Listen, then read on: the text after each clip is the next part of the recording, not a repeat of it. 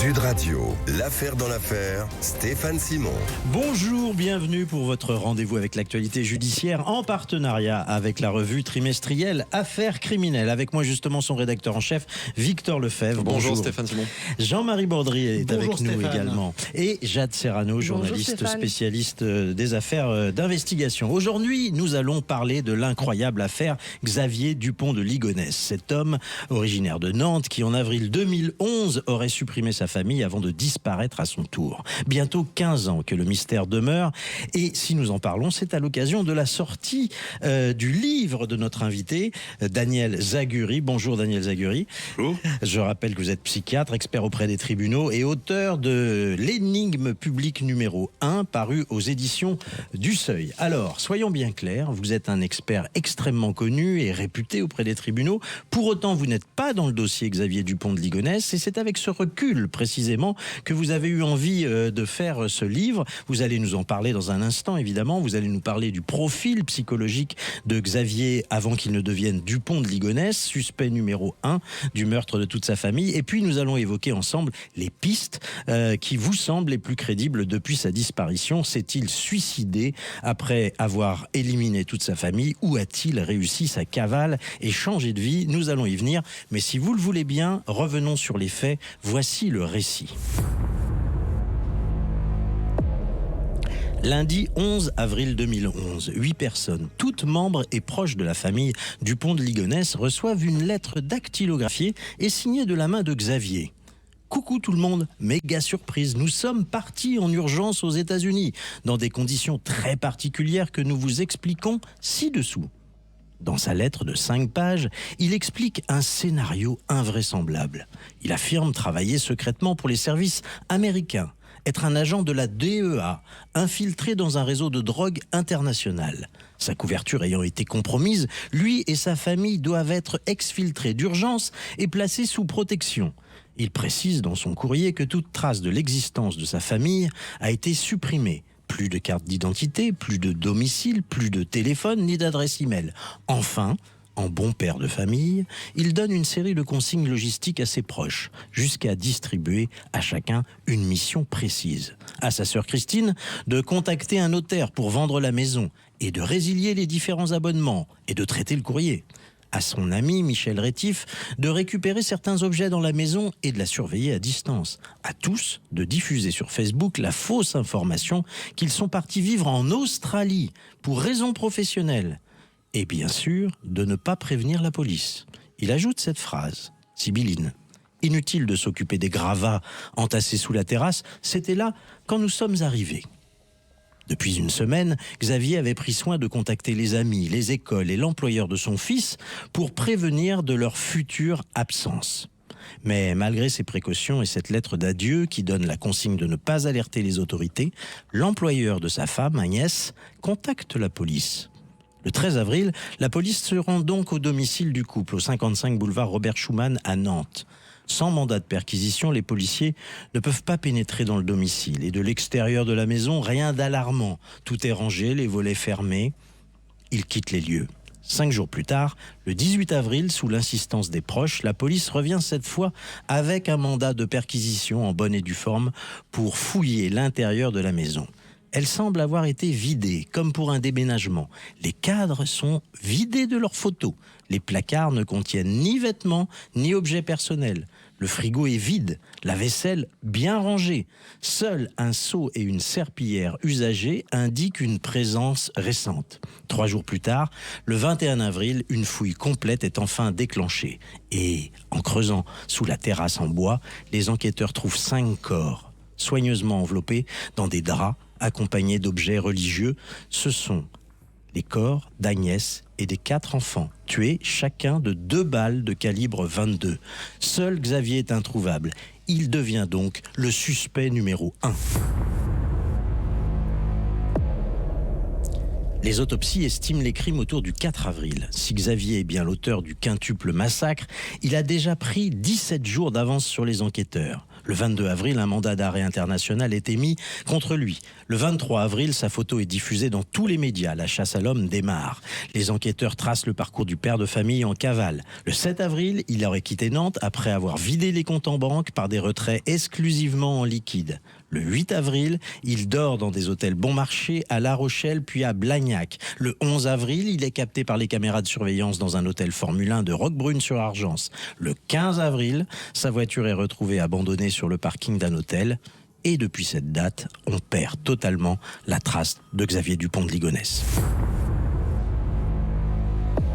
Depuis le 15 avril 2011, donc impossible de remonter vers l'auteur, présumé du quintuple meurtre. Pas de connexion téléphonique, pas de connexion à ses emails, pas de mouvement bancaire, pas de connexion non plus aux réseaux sociaux ni aux blogs catholiques dont il était pourtant familier.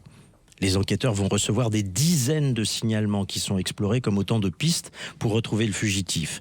Des ossements sont découverts en 2015 dans le Var, mais ne correspondent pas à son ADN. On perquisitionne un monastère en 2018, puis un couvent en 2024, négatif. En 2019, c'est un passager de l'aéroport de Glasgow qui est arrêté pour sa ressemblance physique. Mais l'ADN, là encore, ne correspond pas. Et puis, il y a quelques semaines, c'est l'influenceur Aquababe qui refait parler de l'affaire. Il lance un défi à sa communauté de plusieurs millions de fans. Il faut retrouver Xavier Dupont de Ligonnès plus vite que les autorités. La traque digitale prend une ampleur considérable et aboutit à la diffusion de la photo d'un homme aperçu en Asie, aux traits effectivement ressemblant à l'image de Xavier Dupont de Ligonnès, mais là encore, les enquêteurs n'aboutissent pas. À l'heure actuelle, ils n'estiment pas être en possession d'une preuve de son existence. Depuis 2011, plus de 1750 signalements ont été reçus par les autorités, sans qu'aucun ne permette de localiser Xavier Dupont de Ligonnès. L'enquête reste ouverte, mais le mystère entier, 14 ans après le drame. Merci Elina Rostand pour la préparation de ce récit. Alors Daniel Zaguri, je le disais en début d'émission, vous n'êtes pas dans le dossier Xavier Dupont de Ligonnès. Pour autant, vous avez eu envie de faire ce livre. Est-ce que vous pouvez nous dire pourquoi ? Alors je ne suis pas dans le dossier, je ne l'ai pas examiné, ce qui ne vous étonnera pas. Mais j'en sais 10 000 fois plus sur lui que si j'avais vu quelqu'un d'un peu réticent, d'un peu réservé. Pourquoi s'intéresser à l'affaire Xavier Dupont de Ligonnès ? Je dirais que la France entière s'y intéresse, pourquoi pas moi ? Mais moi, j'ai cette particularité d'avoir vu d'autres assassins. Dans son cas, c'est un assassin présumé, et d'avoir en quelque sorte la possibilité de peut-être faire une enquête psychique et pas une enquête sur les faits. C'est ça qui m'a intéressé. Et vous avez eu accès à tout un tas de documentation, en revanche, des lettres. Mais c'est des documentations auxquelles ont eu accès tous ceux qui se sont intéressés à lui. Quelques éléments d'enquête, des rencontres de ses proches, j'ai lu les livres et surtout je suis allé sur les sites catholiques où il passait beaucoup de temps. Et vous en avez appris beaucoup, on va y revenir dans un instant. Jade Serrano et Victor Lefebvre, dites-nous pourquoi cette affaire est tout à fait exceptionnelle. Elle est exceptionnelle par son ampleur et ça fait quand même plus de 15 ans qu'on recherche l'ennemi public numéro 1 français. Donc c'est pour ça qu'on veut avoir des réponses, tout le monde veut avoir des réponses et on n'a pas de corps. Donc on se demande tous s'il est encore vivant ou pas. Oui, puis je pense que effectivement le fait qu'il n'ait jamais été retrouvé, c'est ce qui participe de ce mystère qui intrigue énormément. Et puis c'est une famille aussi sans histoire classique jusqu'au très versaillaise. Ici voilà, issu de la bourgeoisie versaillaise, et donc c'est peut-être que ça participe aussi de cette fascination pour l'affaire Dupont de Ligonnès. Et puis elle est exceptionnelle parce qu'on a tous un peu l'impression d'être piégé dans la mise en scène que l'auteur de ce crime a manifestement installé, et c'est ça qui est fort. Alors dans un instant, nous allons revenir sur cette incroyable affaire et nous allons nous demander pourquoi ce mystère continue de passionner la société 14 ans après les faits, avec notre invité, le psychiatre et expert auprès des tribunaux, Daniel Zaguri. À tout de suite.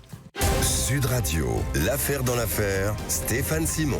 De retour dans votre rendez-vous avec l'actualité judiciaire, une émission en partenariat avec la revue trimestrielle Affaires criminelles, dont on dira un mot tout à l'heure.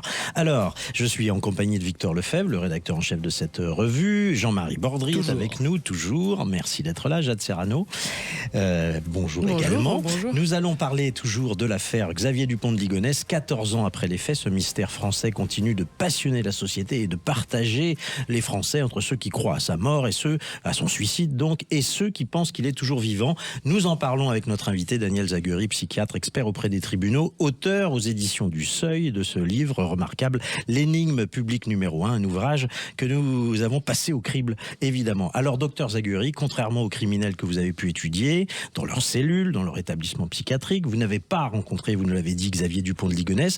De quel matériel avez-vous disposé pour faire son profil psychologique? Parce que ça, c'est intéressant. Alors, j'ai eu, encore une fois, beaucoup plus de matériel que si j'avais rencontré quelqu'un de distant et réticent. Oui, qu'elle voulait dire quelqu'un qui ne collabore pas avec la justice. Oui, ou qui collabore du bout des lèvres. Hein. Ouais. Bon, voilà. J'ai rencontré un certain nombre de proches, des gens qu'il connaissait.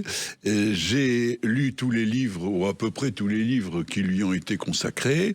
Je me suis rendu sur les sites catholiques, où il passait son temps, effectivement.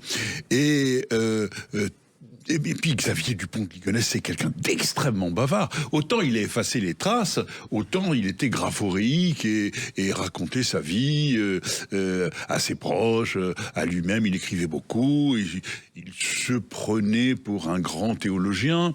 Et donc, il y a beaucoup de matériel. Beaucoup de matériel. Est-ce que vous diriez, à la suite de cet écrivain Rilke, que l'enfance est un destin? Est-ce qu'il faut aller chercher dans son enfance pour comprendre le personnage? Oh, bien sûr que l'enfance est un destin, mais en même temps, je vais vous parler de son enfance, mais je voudrais dire quand même que je me suis bien gardé de me cantonner à une seule théorie. Hein. Bon, l'enfance est tout à fait singulière, parce que vous évoquiez tout à l'heure une famille comme tout le monde, versaillaise, bourgeoise. Oui, mais enfin, tout le monde n'a pas une maman millénariste qui prédit l'apocalypse, ouais. qui pense que vous avez un destin grandiose à la fin de cet apocalypse, après cet apocalypse. Absolument. Et je dirais que l'un des fils conducteurs de mon livre, c'est qu'à être prédestiné, il n'a malheureusement pas pu se donner un destin. Alors Jade Serrano, vous avez étudié son enfance, elle est vraiment très singulière. Elle est très singulière parce que je pense, enfin sans faire de la psychologie de comptoir, qu'elle est quand même propice à cette espèce de schizophrénie qui est en lui, c'est-à-dire qu'il pense que la déité a quelque chose de magique, et je le trouve quand même assez étonnant quand sa sœur dit qu'elle a été enfantée par Satan. C'est quand même des mots complètement loufoques. Et donc il vit, en fait, au-delà de la déité, c'est qu'il vit dans une secte, en fait, tout simplement, un groupe adhéré sectaire quelque part. La secte de Philadelphie. De quoi s'agit-il, Daniel Zaguery? Alors, c'est sa mère qui a créé cette secte. La maman est prédicatrice, elle communique avec l'au-delà, avec Dieu, avec le Christ, elle est réceptrice de messages et elle transmet ces messages, elle écrit même un petit livre et donc elle prédit l'apocalypse et ça va plus loin puisque le chanoine Ridolfi, qui est un prêtre qui apparemment croit à sa doctrine, va devenir le pape, que son fils va être un des premiers au hit parade, si je puis dire, post-apocalypse, et donc... Son fils, donc Xavier Dupont de Ligonnès, est prédestiné à devenir une espèce de messie, quoi, entre guillemets. Oui, il est prédestiné à devenir quelqu'un de très important, et dans ces conditions, je dirais, pourquoi faire des études, pourquoi essayer de travailler, de redresser sa situation difficile, puisque de toute façon, ça doit vous arriver tout chaud et tout rôti, et que vous êtes un winner de naissance. Ouais. Est-ce que ça signifie qu'il a été conditionné tout petit à devenir mégalomane? Alors, vous savez, je ne sais pas si vous avez des enfants, mais non. Freud disait un bébé, c'est His Majesty the Baby. Donc on projette son narcissisme primaire sur l'enfant, n'importe quel parent, et heureusement. Mais là, ça va très au-delà, puisque il ne s'agit pas simplement du narcissisme maternel, il s'agit d'une place qui lui est assignée, qui va être la sienne après un événement terrible qui est l'apocalypse. Alors, quels mécanismes ont pu conduire un père de famille à massacrer les siens? Parce que c'est votre théorie, quand même. Évidemment, vous utilisez des guillemets, mais vous pensez plutôt à un suicide après avoir massacré les siens. Mais parlons d'abord du massacre des siens. Pourquoi est-ce qu'il en arrive là, déjà, dans un premier temps? Alors, Pour ce qui me concerne, je n'avais pas de religion avant de me plonger dans le dossier. Hein. Soyons clairs. Parfait. Alors, ce qu'il faut comprendre, c'est qu'il y a plusieurs séquences dans sa vie. Hein. Et donc, il y a une suite de désillusions et il y a l'émergence d'une dépression. Mais d'une dépression très particulière, puisqu'il est en permanence capable de donner le change et de ne pas montrer son désespoir. Il n'y a que ses intimes qui le pressentent. Et donc, il a des idées suicidaires qui surgissent et petit à petit, il va se trouver devant une équation. Comment arrêter de souffrir? Parce que c'est insupportable, c'est devenu insupportable. Alors, le suicide, c'est pas possible parce que le suicide n'est pas chrétien et il ferait beaucoup de peine à sa mère et à ses sœurs. Se suicider tout seul, c'est pas possible parce que il ne veut pas les abandonner. Il faut dire que lui-même a été abandonné par son père, Hubert. Lui-même s'est trouvé en position de seul garçon de la maisonnée après le départ du père, et c'est un événement qui, du témoignage des proches, a été extrêmement important. Il faut quand même pas oublier que la sœur Christine n'a pas revu son père, n'est pas allée à son enterrement, ainsi que son ex-femme. Hein. Bon. Donc il y a une fâcherie familiale là terrible. Et arrêter la souffrance ne suffit pas, il faut lui donner du sens. Et ce sens, ça va être le sacrifice. C'est-à-dire qu'il va retrouver la religion des premières années de sa vie comme légitimation, comme alibi de son geste. Et au fond, dans sa tête à lui, bien entendu, pas dans la nôtre, pas dans la vôtre, pas dans la mienne, dans sa tête à lui, ce massacre présumé était un don sublime au divin. C'était un sacrifice. Alors, quelques semaines auparavant, avant le massacre de la famille, il a adressé un mail dont vous avez eu copie et qui est très singulier. Oui, quelques mois avant, enfin 8 mois avant exactement, en juillet, le 11 juillet 2010. Donc il envoie un mail très troublant à ses deux meilleurs amis qui sont aujourd'hui décédés, Michel Rétif et Emmanuel Tonner. Le titre de ce mail, c'est « À mettre de côté ». Et je cite quelques extraits, c'est vraiment très intéressant de s'y plonger. Il dit « Ma situation est plus précaire et je préfère prendre des précautions au cas où et vous donner des instructions à l'avance. Si ça tourne mal, je n'ai que deux solutions, me foutre en l'air avec ma voiture ou foutre le feu à la baraque quand tout le monde dort. Je serai donc fin août, début septembre au pied du mur avec une décision définitive à prendre, suicide seul ou suicide collectif. » Et il ajoute post-scriptum, je suis très sérieux, lucide et sous l'emprise d'aucune drogue ni d'aucun alcool. Je souhaite enfin que même après enquête de police, on ne puisse jamais laisser croire à mes parents, frères et sœurs que ces accidents ont été volontairement provoqués par moi, même si les preuves sont formelles. C'est ce mail qui vous fait pencher pour la thèse du suicide Alors, c'est ce mail, oui, bien sûr, mais tout le reste aussi. Ouais. Alors, ce qui est très intéressant dans ce mail, c'est que après avoir écrit tout ça, c'est-à-dire ce chronique d'un suicide annoncé, hein, il dit « Mais ne vous affolez pas ». Alors, en grand, hein, donc, et quand ses amis lui téléphonent, il leur dit « Oh, j'ai juste eu un petit moment de lâchage, de cafard ». Et là, vous avez tout Xavier Dupont de Ligonnès dans cette histoire, c'est-à-dire que après le désespoir, c'est l'annulation, hein, donc voilà, tout va bien, tout va très bien. Et c'est Monsieur Tout va très bien, Madame la Marquise. Je dirais que après la chanson de Johnny, Noir c'est noir, c'est celle d'Edith Piaf, La vie en rose. Hein, c'est-à-dire que et ça l'empêche de vivre sa dépression et d'appeler au secours ses amis. Oui, parce que c'est un homme acculé toutes ses entreprises ont fait faillite, il est au pied du mur. Pourquoi il ressent ce besoin de contredire ce qu'il avait écrit systématiquement après et de dire que tout va bien? Il assume pas. Ça vous est jamais arrivé d'avoir un coup de cafard et ensuite de dire bon allez, ah oui, c'est quelque chose que nous connaissons tous. Mais pas à ce point-là. Mais chez lui, ça prend des dimensions effectivement et puis j'aurais jamais fait une lettre pour expliquer à quel point j'ai un cafard qui va me conduire au suicide ainsi qu'à l'assassinat de toute ma famille. Alors on revient dans un instant justement sur cette thèse du suicide qui est selon vous Daniel Zaguri la plus probable. On en parle dans un instant à nouveau sur Sud Radio.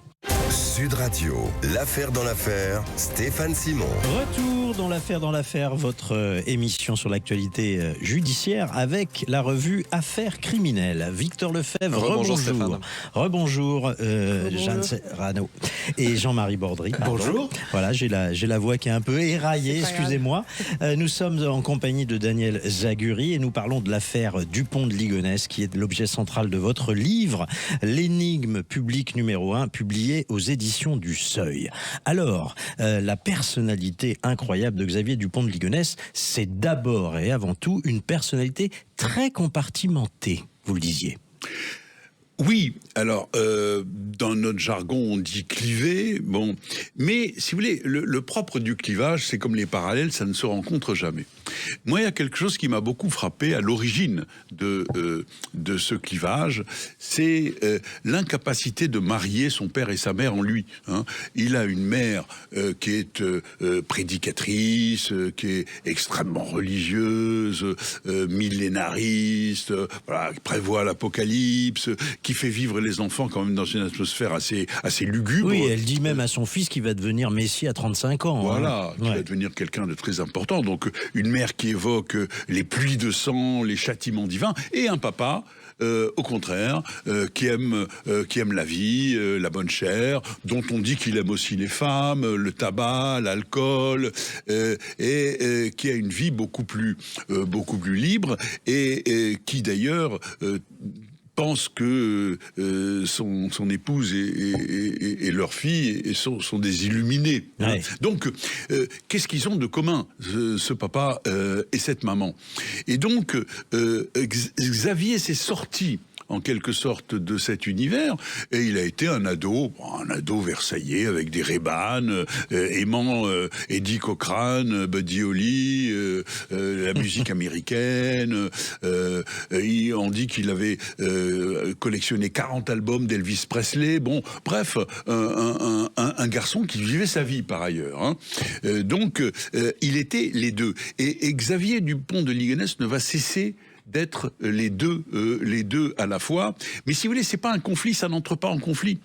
C'est comme le soleil qui a rendez-vous avec la lune, ça ne se rencontre jamais. C'est deux facettes de sa personnalité. Voilà. Et alors, il y a un événement qui va être décisif, selon vous, c'est évidemment la mort de son père, Hubert, qui lui est mort d'une mort tout à fait naturelle, à 83 ans, et découverte, Xavier Dupont de Ligonnès n'a en héritage qu'une arme à feu, une 22 long rifle. Et est-ce qu'il y a vu un signe? Puisque c'est avec cette arme qu'il va tuer toute sa famille. Alors, je ne sais pas s'il y a vu un signe. On peut faire l'hypothèse. J'ai discuté avec Michael, qui était l'ami, qui s'occupait de son vieux père. Michael Calvi, quand il commençait à décliner, qui parle effectivement de ce moment où il prend l'arme.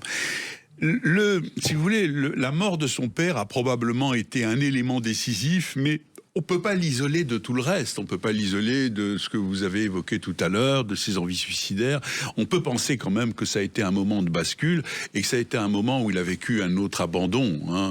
Mon père, pourquoi m'as-tu abandonné? Hein. Donc, chronologiquement, on peut penser que c'est un moment clé de la bascule où il va arrêter en quelque sorte sa décision de façon définitive, son projet suicidaire. Alors, ce qu'on a peine à comprendre, c'est pourquoi tuer toute sa famille et puis mettre autant de temps peut-être à mettre fin à ses jours. Parce qu'il va s'écouler quand même, on le rappelait dans la chronologie tout à l'heure, plusieurs jours avant que... Et puis il prend la voiture, il part dans une espèce de cavale. Qu'est-ce qui a pu se passer selon vous? Vous avez fait l'analyse de nombreux criminels, des gens qui ont, comme Xavier Dupont de Ligonnès, peut-être suicidé, ce qu'on appelle le suicide altruiste, c'est-à-dire ce suicide avec les autres. Qu'est-ce qui peut expliquer qu'il n'ait pas pris la décision de se tuer tout de suite? Alors c'est effectivement un argument qui est mis en avant par ceux qui pensent qu'il est vivant. Et C'est effectivement, sur le plan criminologique, c'est atypique. Habituellement, dans ce type d'histoire, il y a une unité de lieu, une unité de temps. Ouais. On tue ses proches et on se donne la mort ensuite. Mais n'oubliez pas que son projet est que tout soit effacé, qu'on imagine que toute la famille est aux États-Unis, exfiltrée, etc., avec cette histoire complètement abracadabrantesque. Hein, bon, donc. Il est, si vous voulez, dans un état très particulier où il a arrêté son projet, où il va le commettre et où il va être comme sur sa lancée, robotisé. Et on peut imaginer qu'il va prendre beaucoup de distance et qui va revisiter, si je puis dire, les lieux de sa vie, mais dans un état où il est à moitié mort et à moitié vivant. Hein, ces derniers mails sont très intéressants.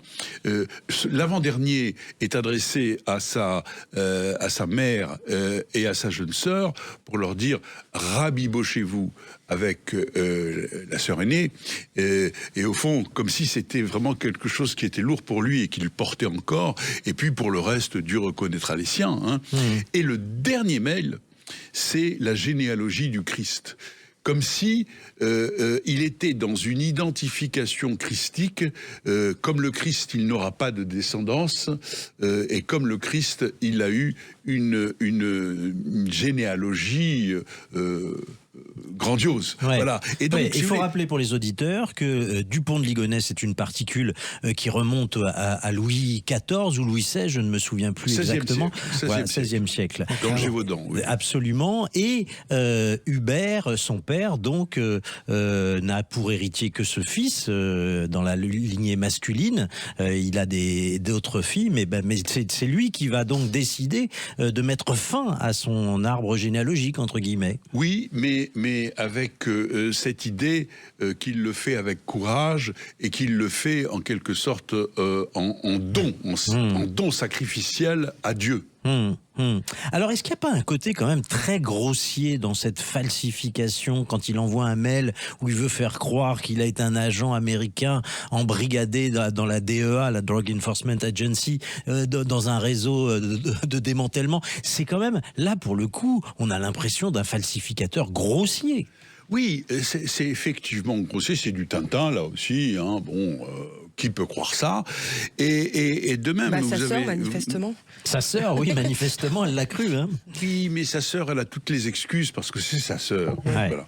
Et donc, de même que on a fait le criminel parfait qui a semé la police et la justice avec une extraordinaire habileté, mais quand il dit n'allez pas voir du côté de la terrasse, du jardin, c'était là quand on est arrivé, bah, là aussi quand même c'est une manière de désigner le lieu. Hein. Bon, donc, c'est ça qui est paradoxal chez lui quand même, c'est qu'on a l'impression qu'il y a des petits cailloux blancs, il y a des signes, il y a des symboles ici ou là. Mais qui veut nous manipuler parce qu'il veut qu'on cherche et qu'on gratte sa piste jusqu'à ce qu'on arrive à ne pas le trouver.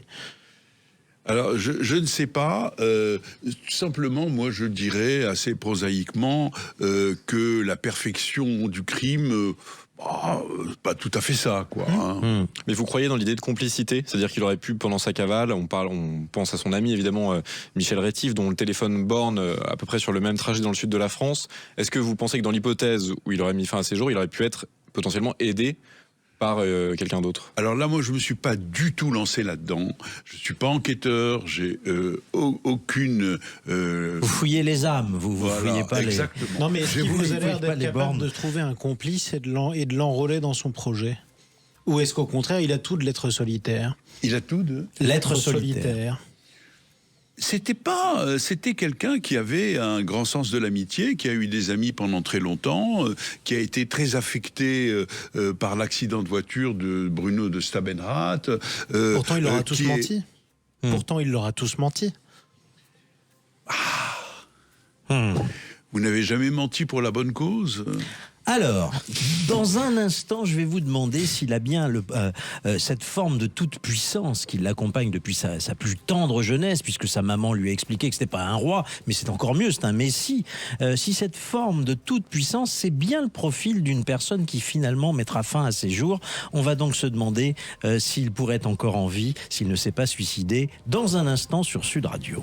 Sud Radio, l'affaire dans l'affaire, Stéphane Simon. Retour dans l'affaire, votre rendez-vous avec l'actualité judiciaire. On est en compagnie de Daniel Zaguri et on parle aujourd'hui de l'affaire Xavier Dupont de Ligonnès qui partage véritablement en deux la France des passionnés de faits divers. Il y a ceux qui pensent qu'il s'est suicidé, dont notre invité, et ceux qui pensent qu'il est toujours vivant. Alors Daniel Zaguri, je rappelle que vous êtes l'auteur donc de l'énigme publique numéro 1 paru au Seuil et que vous pensez que l'homme n'est pas encore en cavale, qu'il se serait plutôt suicidé. Mais si on se penche sur cette personnalité quand même, qui est bercée depuis la plus tendre enfance dans la toute-puissance, comment quelqu'un qui est bercé dans la toute-puissance peut-il mettre fin à ses jours? Vous avez d'autres cas parmi les criminels qui vous inspirent une comparaison?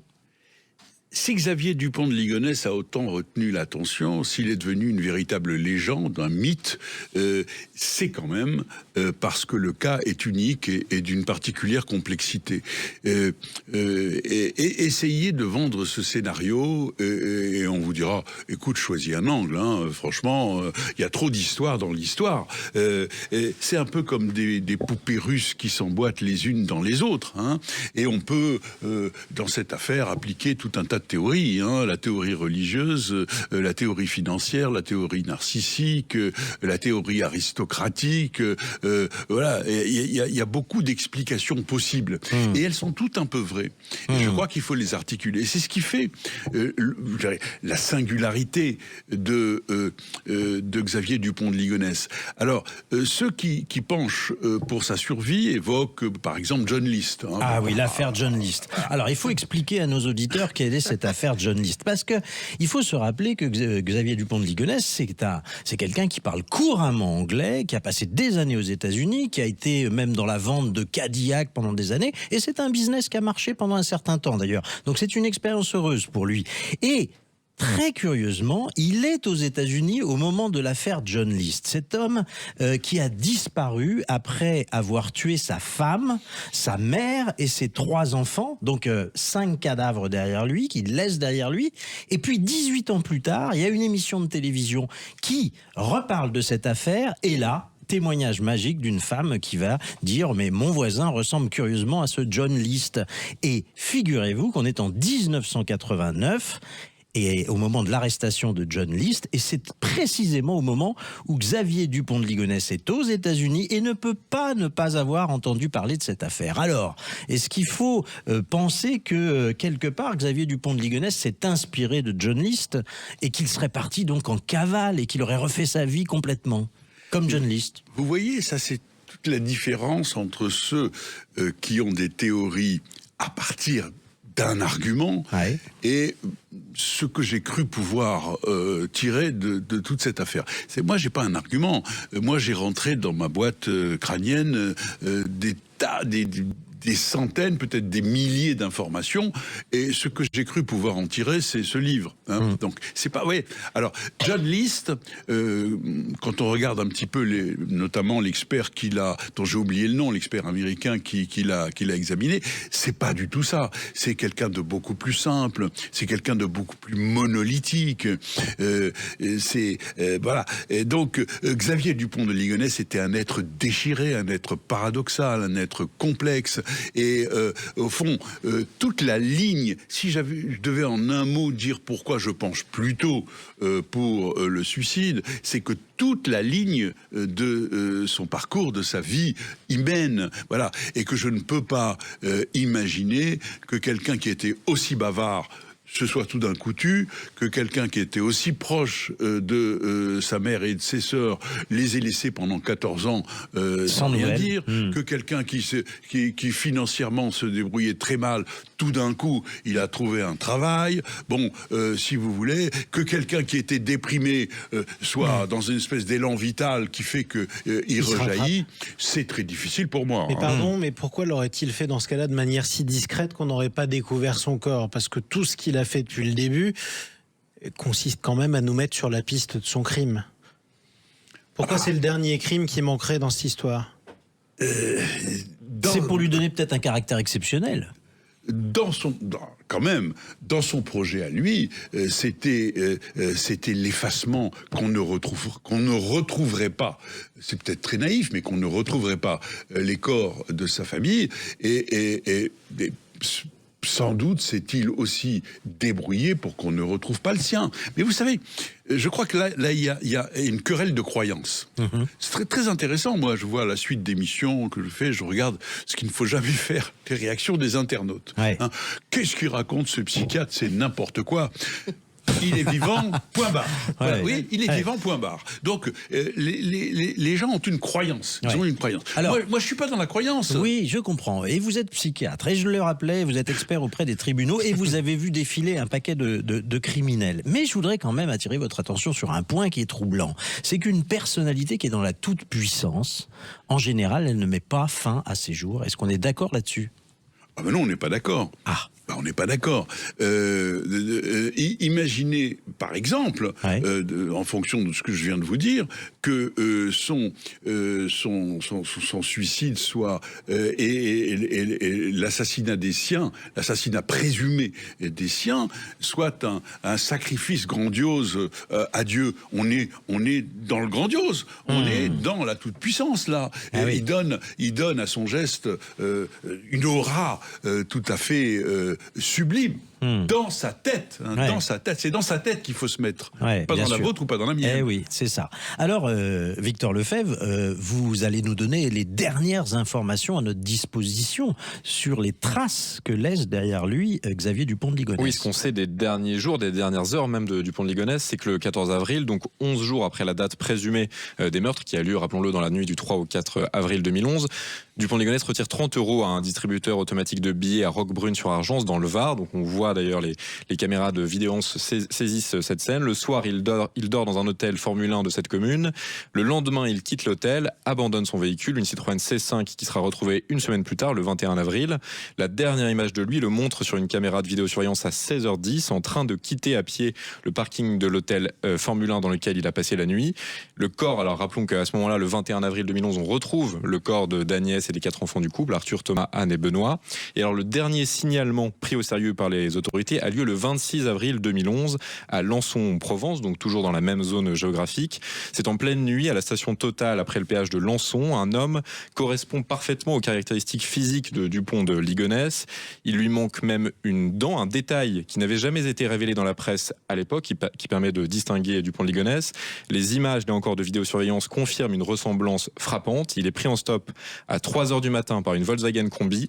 Hélas, le conducteur, c'était peut-être le seul homme en France à ce moment-là à ne pas avoir connaissance de l'affaire Dupont de Ligonnès, n'avait donc pas entendu parler de cette affaire il a été retrouvé par la police auditionné, mais il ne l'avait pas reconnu.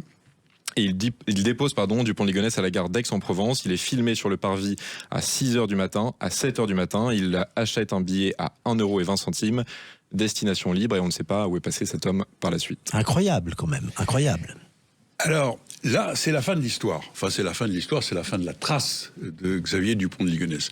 C'est la fin du film, le sien, mais c'est le début d'une autre.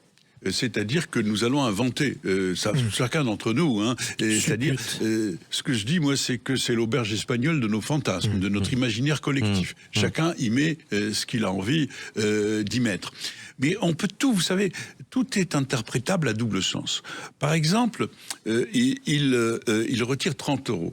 Alors, les uns vont dire, vous voyez, il n'avait plus un rond, comment voulez-vous qu'il ait organisé une cavale? Les autres vont dire, mais non, il est très malin, il a fait croire qu'il avait plus un rond. Mais vous voyez, donc ça marche toujours. Tout marche. Tout marche. Hypothèse marche. Tout et son contraire. Et si on revient au dossier de ce que vous avez étudié, des lettres que vous avez lues, des mails, des messages, et de la personnalité que maintenant vous semblez bien connaître du pont de Ligonnès, sur les 7 milliards d'êtres humains qu'on a aujourd'hui, on a combien, d'après vous, de Dupont de Ligonnès en puissance ? Chaque être humain est unique, et dans les annales de la criminologie, je peux vous dire qu'un crime qui ressemble à ça, moi j'en vois pas.